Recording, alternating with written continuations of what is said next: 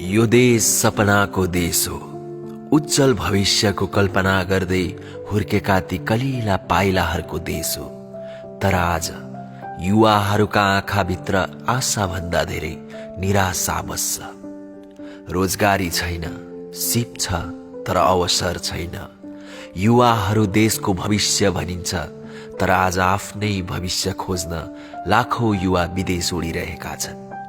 आफ्नै देशमा बाँच्न नपाएर अरूकै देशको सपना पूरा गर्न बाध्य भएका छन्। शिक्षा जसले भविष्य निर्धारण गर्छ, अहिले व्यवसाय बनेको छ। महँगो शुल्क, कमजोर शिक्षा र असमान अवसर, यही हो आजको कठोर यथार्थ। भ्रष्टाचार र चलखेल हाम्रो देशमा सामान्य कुरा बनेको छ। योग्यता होइन, सिफारिस बोल्छ। इमानदार होइन, पहुँच भएका मात्र अगाडि बढ्छन्। नेपोटिजमको रगतले भिजेको व्यवस्था, जहाँ युवाहरूको शक्ति होइन, परिवारको थर चल्छ। हरेक साल चुनावमा भोट माग्नलाई विभिन्न विकासका योजना लिएर आउँछन्, तर चुनाव जितिसकेपछि देशको स्थिति ज्यूका त्यों। विकासका योजना शून्य। यही अन्याय, यही असमानता, यही धोका विरुद्ध भदौ 23 र 24 उठेको थियो जेनजी आन्दोलन। सडकमा बग्यो युवाको रगत, आमा बुवाको चिच्याहट, घाइतेको असहाय पीडा। यो कुनै ट्रेन्डिङ ह्यासट्याग थिएन, यो त एउटा पुस्ताको चित्कार थियो। Direct presidential system, zero corruption, honest पोलिटिक्सको लागि कसैले ज्यान गुमाए, कसैले खुट्टा त कसैले आँखा। धेरैको शरीरभरि आज पनि छर्रा गनी गनी दुखिरहेका छन्। त्यो रगत, त्यो आँसु फेरि कहिल्यै बिर्सिँदैनौ भनेर शहीद परिवार, घाइते युवा र सचेत नागरिकले सँगै बसेर बनाएको साझा घर हो राष्ट्रिय परिवर्तन पार्टी। त्यसैले अब हामी एउटा यस्तो पार्टी लिएर आएका छौं जुन परिवार वा पहुँचका लागि होइन, हाम्रो भविष्यका लागि जन्मिएको हो। शहीद अनि घाइतेहरूका लागि जन्मिएको हो राष्ट्रिय परिवर्तन पार्टी।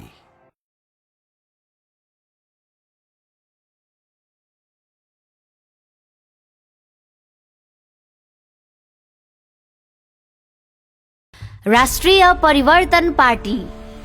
हाम्रा 7 प्रमुख एजेन्डा। प्रत्यक्ष राष्ट्रपति प्रणाली। हाम्रो देशमा अहिले प्रतिनिधिमूलक संसदीय प्रणालीको अभ्यास भइरहेको छ। कुनै पनि पार्टीले स्पष्ट बहुमत नल्याउँदा गठबन्धन सरकार बनाउनु पर्ने बाध्यता हुन्छ। गठबन्धन अस्थिर हुनका कारण 5 वर्षको अवधिमा 5 पटक भन्दा बढी सरकार बदलिनु। एक सरकारले बनाएको योजना अर्को सरकारले आएर रद्द गर्नु। सांसदहरू सौदाबाजी र भागभण्डामा फस्दा नीति निर्माण कमजोर हुनु। दीर्घकालीन विकास योजना अधुरै रहिरहनु जस्ता समस्या अन्त्यहीन दोहोरिँदै आएका छन्। त्यसैले हामी प्रत्यक्ष राष्ट्रपतीय प्रणालीको पक्षमा छौं, जहाँ राष्ट्रपतिको प्रत्यक्ष चुनाव जनताबाट हुन्छ। 4 वर्षसम्म सरकार स्थिर रहने स्पष्ट व्यवस्था हुन्छ। कार्यकारी सत्ता सिधै जनताप्रति उत्तरदायी हुन्छ। स्थिरता र उत्तरदायित्व आएपछि देशमा दिगो विकास, स्थायी शान्ति र सुशासन स्थापित हुने हाम्रो विश्वास छ। शून्य भ्रष्टाचार। नेपाललाई खाइरहेको मुख्य रोग भ्रष्टाचार हो।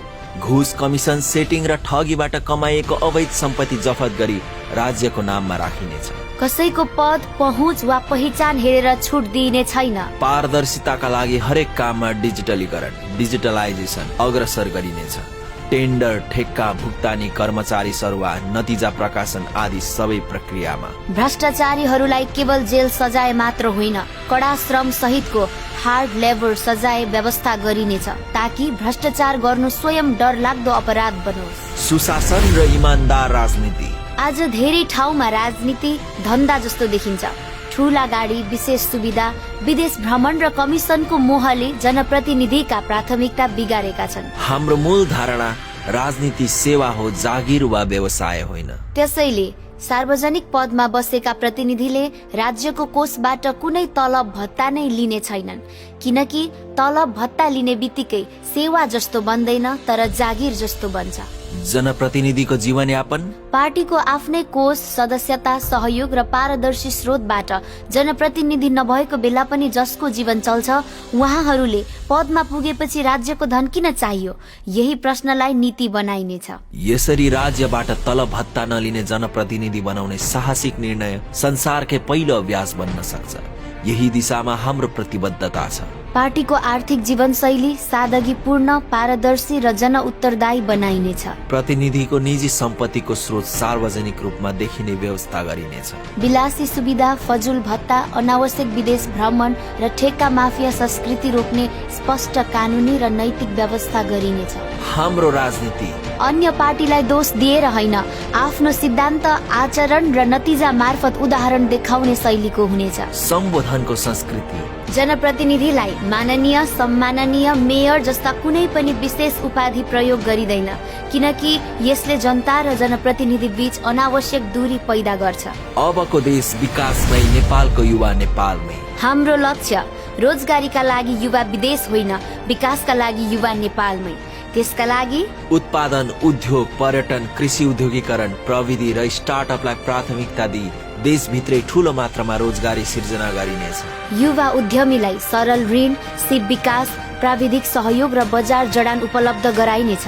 विदेश गएका युवाले सहज वातावरण पाएर फर्किएर नेपालमै लगानी र काम गर्न सक्ने वातावरण बनाइनेछ। सार देश विकासको बाटोमा, युवा देशभित्रै सम्मानित जीवनमा। आर्थिक पारदर्शिता र डिजिटल सुशासन। नागरिकले आफ्नै मोबाइलबाट कुन शीर्षकमा कति बजेट आयो, कहाँ र कति खर्च भयो, काम कति सम्पन्न भयो भन्ने सबै विवरण सजिलै हेर्न सक्ने व्यवस्था गरिनेछ। प्रत्येक योजना र खर्चको अनुगमन गर्न खुल्ला डिजिटल प्लेटफर्म बनाइनेछ, जहाँ नागरिकले प्रश्न सोध्न, गुनासो दर्ज गर्न र प्रतिक्रिया दिन पाउनेछन्। यसरी बजेट योजना र परिणाम सबै खुल्ला भएपछि भ्रष्टाचार विरुद्ध अन्तिम न्यायाधीश जनता स्वयं हुनेछन्। पारदर्शिता बढेपछि सेटिङ, सिन्डिकेट, घुस र मिलेमतोको ठाउँ क्रमशः अन्त्य हुँदै जानेछ। राष्ट्रिय सार्वभौमिकता, सीमा सुरक्षा र राष्ट्रिय पहिचान। भारत, चीन तथा अन्य सबै देशसँगको सम्बन्ध बराबरी, आत्मसम्मान र पारस्परिक हितको आधारमा राखिनेछ। संवेदनशील सीमा क्षेत्रमा आवश्यक सुरक्षा संरचना बलियो बनाइनेछ। लिपुले, कालापानी, लिम्पियाधुरा जस्ता भूभाग नेपालको अभिन्न हिस्सा हुन्। ती क्षेत्रमा पर्खाल, चौकी, सडक, प्रहरी चौकी र सूचना पूर्वाधार क्रमशः विकास गरिँदै जानेछ। राष्ट्रिय पहिचान सम्बन्धी हाम्रो अडान। लुम्बिनी भगवान गौतम बुद्धको जन्मभूमि हो। यो ऐतिहासिक सत्यलाई विश्वभर थप प्रष्ट, प्रभावकारी र निरन्तर रूपमा प्रस्तुत गरिनेछ। सगरमाथा सहित विश्वकै 14 अग्ला हिमाल मध्ये 8वटा हिमाल नेपालमै छन्। यी हिमालहरूलाई प्रकृति, साहस र आध्यात्मिकताको वैश्विक केन्द्रको रूपमा प्रावधान गरिनेछ। जनकपुरलाई सीता देवीको जन्मभूमि, पशुपतिनाथ, स्वयम्भू, महागुरु फाल्गुनन्द, ज्योतिनन्द आदि महान व्यक्तित्वसँग सम्बन्धित तीर्थस्थलहरूलाई नेपालको सांस्कृतिक आध्यात्मिक पहिचानका आधार स्तम्भको रूपमा संरक्षण र विकास गरिनेछ।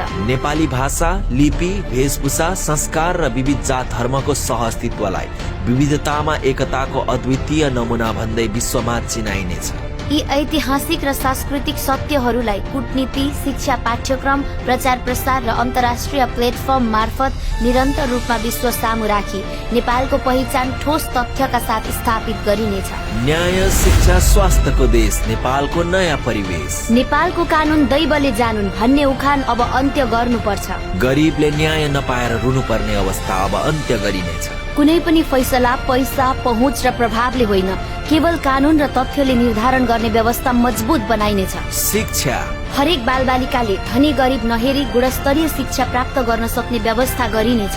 जागिर र अवसर गुणस्तर र प्रमाणपत्र मेरिटको आधारमा दिइनेछ, पैसा, सिफारिस वा आफ्नो ठुलो मान्छेको आधारमा होइन। स्वास्थ्य, हरेक नागरिकलाई सस्तो, सम्मानजनक र गुणस्तरीय स्वास्थ्य सेवा उपलब्ध गराउने नीतिलाई प्राथमिकताका साथ लागू गरिनेछ। धनी मात्र होइन, गरिब र विपन्नले पनि उपचार पाउनुपर्छ। त्यसका लागि न्यून आय भएका परिवारका सदस्यलाई निशुल्क वा अत्याधिक सहुलियतपूर्ण स्वास्थ्य सेवा। गाउँ गाउँमा आधारभूत स्वास्थ्य संरचना। शहरमा गुणस्तरीय सार्वजनिक अस्पताल सुदृढ गरिनेछ।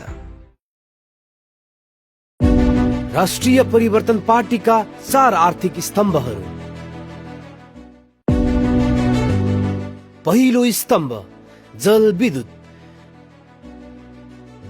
नेपाल हजारौं नदी खोलाहरूले भरिएको देश हो। ती मध्ये धेरै विशाल ऊर्जाहरू छुपिएको छ। नेपालमा करिब 6000 भन्दा बढी नदी नालाहरू छन्। ती मध्ये मुख्य जलधारहरू कोशी नदी, गण्डकी नदी, कर्णाली नदी, जसलाई हाम्रो जलविद्युत सम्भावनाको केन्द्र मानिन्छ। अध्ययनको अनुसार नेपालको कुल जलविद्युत सम्भावना लगभग 83,000 मेगावाट छ र ती मध्ये करिब 42,000 देखि 43,000 मेगावाट आर्थिक प्राविधिक हिसाबले दोहन योग्य देखिन्छ। तर 500 मेगावाट विद्युत भारतबाट आयात गरिन्छ नेपालको लागि। यति धेरै सम्भावना भए तापनि किन आर्थिक विकास गर्न सकेको छैन? बुढी गण्डकीमा जलाशय युक्त आयोजना बनाउने चर्चा सुरु भएको 1 दशक पूरा भइसकेको छ। राजनीतिक दाउपेच र राजनीतिक स्वार्थले गर्दा यस आयोजना निर्माणमा ढिलाइ भएको हो। वर्षौंदेखि चल्दै आएको शीर्ष दलहरूको राजनीतिसँगै सेटिङमा ठेक्का दिने र रद्द गर्ने जस्ता दाउपेचले यो आयोजनाले गति लिन नसकेको। लगानीको अभाव, वित्तीय जोखिम, नीति नियम अस्पष्टता, आयोजनाका लागि पूर्वाधार पर्सनल लाइन नहुँदा यी कारणहरूले धेरै सम्भावनाहरू अझै व्यवहारमा आउन सकेका छैनन्। हाम्रा योजनाहरू यसरी ऊर्जा, रोजगार, उत्पादन, सुरक्षा भन्ने मोडल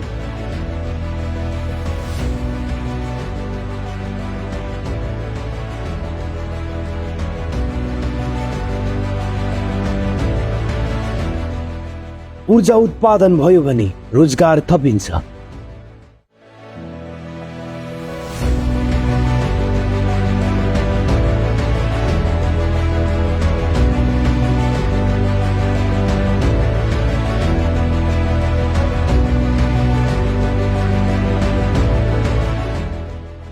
उद्योग व्यवसाय चल्न सक्ने उत्पादन बढ्छ र देशको आर्थिक रूपमा सुरक्षित र आत्मनिर्भर बन्छ।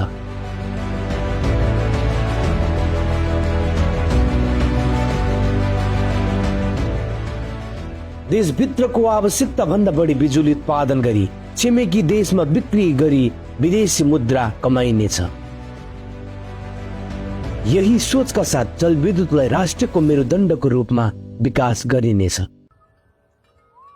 दोस्रो स्तम्भ नेपाल। यहाँ विश्वको सबैभन्दा अग्लो सगरमाथा साथै विश्वको 14 मध्ये 8 उच्च हिमाल पर्छ। सगरमाथा, कञ्चनजङ्घा, लोत्से, मकालु, चोयु, धौलागिरी, मनासलु र अन्नपूर्ण यी हिमालहरू केवल उचाइको प्रतीक नभएर सेतो हिउँ, सूर्यको झिलमिल किरण र नीलो आकाशको संयोजनले नेपालको प्राकृतिक सौन्दर्यलाई विश्वभर अनौठो बनाउँछ।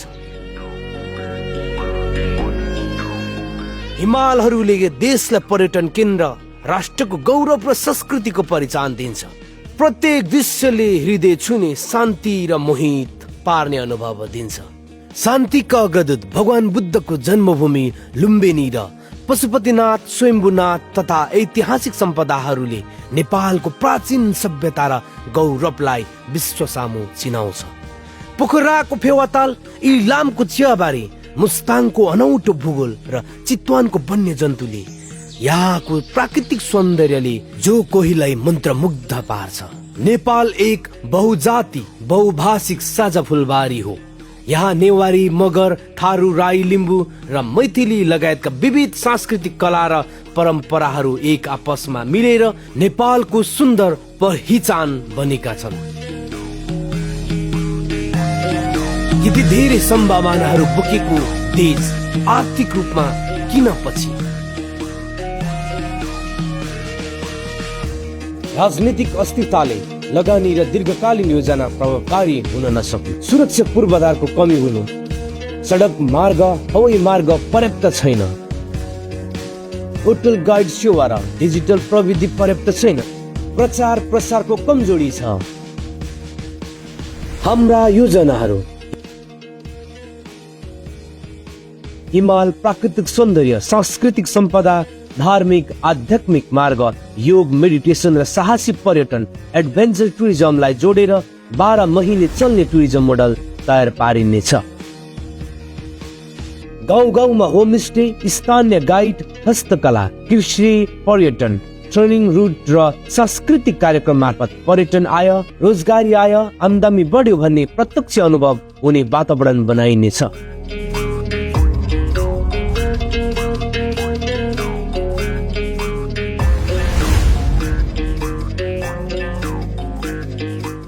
सगरमाथा, अन्नपूर्ण, लामटाङ, मुस्ताङ जनजातीय सांस्कृतिक र धार्मिक तीर्थहरूलाई एकीकृत ब्रान्डिङ गर्दै भिजिट नेपाललाई सिजनेबल होइन इयरली राउन्ड बनाइनेछ। तेस्रो स्तम्भ, नेपाल एक कृषि प्रधान देश हो जहाँ जनजीवन आर्थिक र सांस्कृतिक सबै कृषिमा आधारित छन्। भौगोलिक रूपमा देश 3 विशिष्ट क्षेत्रमा विभाजित छन्: तराई, पहाड, हिमाल। प्रत्येक भूभागले आफ्नै जलवायु, माटो र प्राकृतिक स्रोत र साधनका कारण फरक फरक कृषि सम्भावनाहरू बोकेका छन्। नेपालको करिब 23% भूभाग तराईले ओगटेको छ। उर्वर जमिनका कारण यहाँ धान, गहुँ, मकै लगायतका अन्न उत्पादन हुन्छ। यसर्थ तराईलाई नेपालको अन्न भण्डार भनिन्छ। यहाँबाट मात्र धान चामलको 68% उत्पादनले देशभर पुग्छ। पहाड, नेपालको पहाडी क्षेत्र जम्मा 42%ले भूभाग ओगटेको छ। हरियाली फैलिएको डाँडाकाँडा, भरिभरौ जंगल र चुइने मुहान र बक्ने खोला नालाले यस क्षेत्रलाई सौन्दर्य मात्र होइन जीवनको आधार बनेर उभिएको छ। नेपालको कुल भूभागको करिब 35% हिस्सा ओगटेको हिमाली क्षेत्र अपार प्राकृतिक सुन्दरताले भरिएको बेजोड धरोहर हो। हिम श्रृङ्खलाको चन्द्रमा झैं चम्किलो सेत पहाड, स्वच्छ हावा, नीलो आकाश, निर्मल जलका मुहान र दुर्लभ जैविक विविधताले यो क्षेत्रलाई संसारकै सुन्दर भूभाग बनाएको छ। कठोर जलवायु र कठिन भौगोलिक अवस्थाको बावजुद हिमाली क्षेत्रमा कृषि तथा जैविक उत्पादन क्षेत्रमा असाधारण सम्भावनाहरू बोकेका छन्। यहाँका विशेषताहरू जडीबुटी, आलु, कोदो, जौ आदि। तर हाम्रो देशमा प्रत्येक वर्ष 30 देखि 40% खाद्यान्नहरू विदेशबाट आयात गर्नुपर्छ। किन? यति धेरै सम्भावना हुँदाहुँदै नेपालको खेती योग्य जमिनहरू बाँझो किन? कृषकहरू निराशित छन् किन? भनेको साधारण आन्दोलन होइन, अब भनेको यो आन्दोलन ठप्पै हुन्छ कि मूल्य बजार र त्यो तरकारीले प्राथमिकता नपाएको कारणले हामी आज यो कालीमाटीमा आएर हामी किसान पनि मारमा छौँ, खाने मान्छेहरू पनि मारमा हुनुहुन्छ।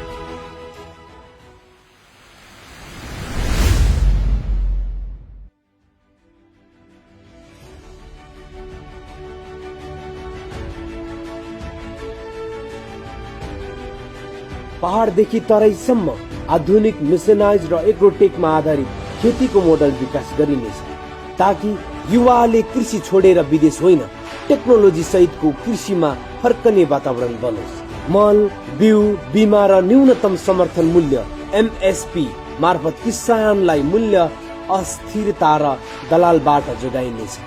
तेलहन, मसला, फलफुल, जडीबुटी, चिया, कफी, अदुवा आदि नेपाली ब्रान्ड बनाई विश्व बजारमा पुर्याउँदै इनपुट होइन एक्सपोर्ट मुखी कृषि अर्थतन्त्र बनाइनेछ। यसरी विगतका सरकारहरूले बेवास्ता गरेका कृषि क्षेत्रलाई राष्ट्रिय परिवर्तन पार्टीले देशको मेरुदण्ड मानेर सार्वजनिक लगानीको अधिकतम उपयोग गर्दै कृषि क्षेत्रमा वास्तविक औद्योगिकरण ल्याउने र किसानको पसिनालाई सम्मानित आमदानी र राष्ट्र गौरवको रूपमा रूपान्तरण गर्नेछ। चौथो स्तम्भ,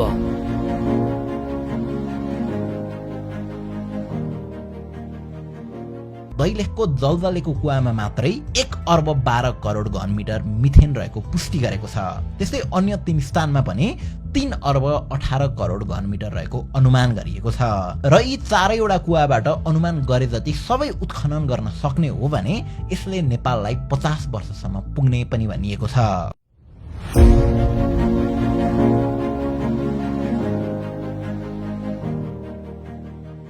नेपालको माटोमुनि र पहाडभित्र दैलेखको नेचुरल ग्यास, मोरङको बहुनी डाँडाको तेल लगायत थुप्रै भू सम्भावना लुकेका छन्।